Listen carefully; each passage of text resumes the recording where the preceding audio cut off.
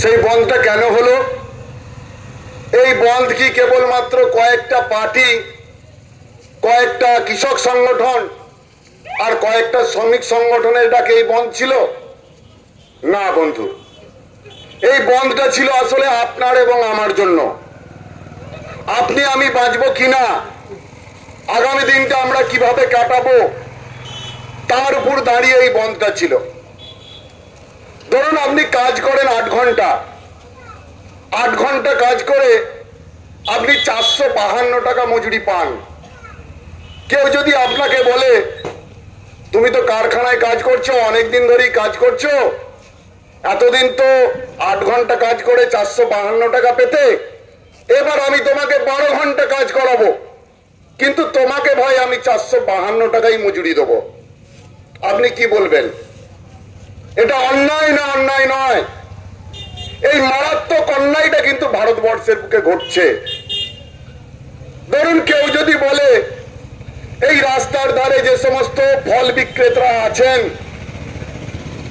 যারা আনাজ বিক্রি করেন, যারা কৃষকের কাছ থেকে ফসল কিনে সেটা বিভিন্ন বাজারে বিক্রি বাটা করেন, করে তাদের জীবনটাকে অতিবাহিত করেন, যদি কোনো সরকার বলে বা কেউ বলে তোমাকে এই সমস্ত ব্যবসা বন্ধ করে দিতে হবে, এই ব্যবসা তোমাকে আর করতে হবে না, তাহলে সে কি মানুষের শত্রু নয়?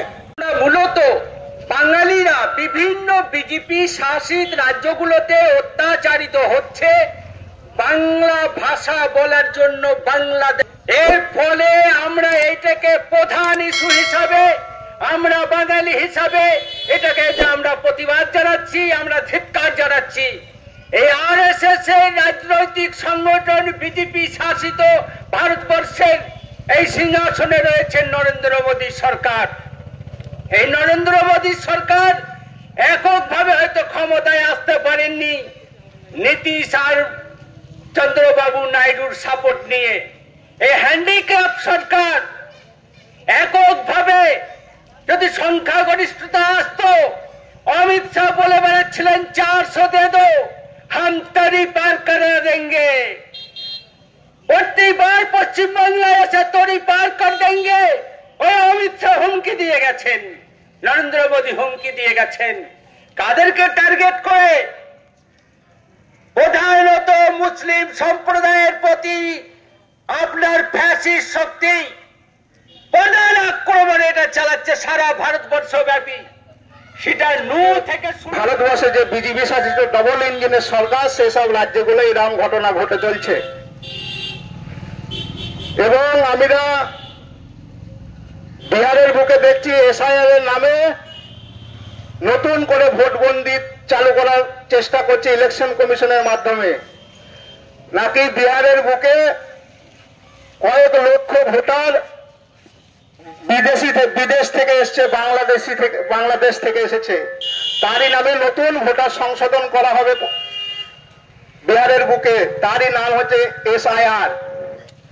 অ্যাকচুয়ালি ঘুরে ফিরে যেটা পরিণত করছে বিহারের সরকার ওখানে, যাতে গরিব, দলিত, আদিবাসী, বঞ্চিত মানুষরা যাতে ভোট না দিতে পারে, তারই বিরুদ্ধে আজকে এসআইআর নামে ভোট অধিকার হরণ করা হচ্ছে বিহারের বুকে। আগামী আমাদের পার্টির সূচনা যে আগামী এরপর এসআইআর যে লাগু করা হবে আমাদের পশ্চিম বাংলার মধ্যে, দিল্লি হতে পারে, মহারাষ্ট্র হতে পারে, কর্ণাটক হতে পারে, বাংলার পরিযায়ী শ্রমিকদের উপর মারাত্মকভাবে আক্রমণ নামছে এবং কেবলমাত্র বাংলায় কথা বলার জন্য তাদেরকে বাংলাদেশি হিসেবে চিহ্নিত করা হচ্ছে, পুশব্যাক করা হচ্ছে, তাদের উপর নির্যাতন নামানো হচ্ছে। তাদের কাছে সমস্ত ধরনের বৈধ কাগজপত্র, ভোটার কার্ড, আধার কার্ড এই সমস্ত থাকা সত্ত্বেও তাদের উপর বিভিন্নভাবে নির্যাতন চলছে। আমাদের পার্টি সিপিআইএমের লিবারেশনের পক্ষ থেকে 13ই জুলাই থেকে এই কর্মসূচিটা চলছে। আমরা দাবি জানাচ্ছি যে এই পরিযায়ী শ্রমিকদের উপর যে নির্যাতন চলছে, এই নির্যাতনটাকে বন্ধ করতে হবে।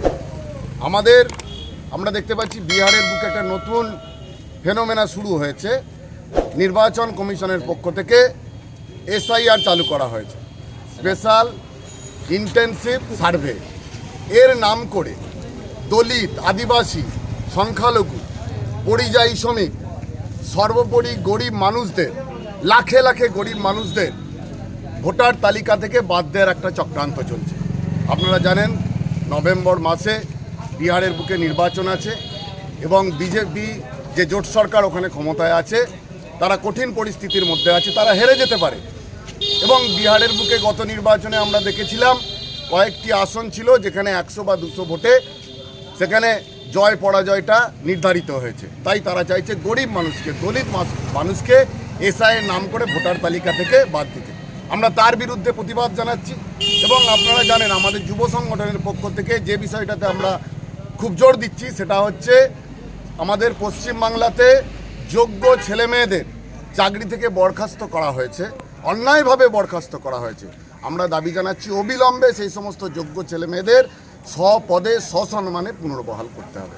এসব দাবি নিয়ে আপনারা কি করলেন আজকে? এই দাবি নিয়ে আমাদের কর্মসূচি চলছে, পশ্চিমবঙ্গের বিভিন্ন প্রান্তে চলছে। আজকে এই কুলুট বাজারে আমাদের এখানে একটা প্রচার এবং বিক্ষোভ সভা সংগঠিত হচ্ছে। আপনারা দেখছেন 24 ঘন্টা ইন্ডিয়া টিভি, সর্বদা সবার পাশে সবার মাঝে। আজ এ পর্যন্ত।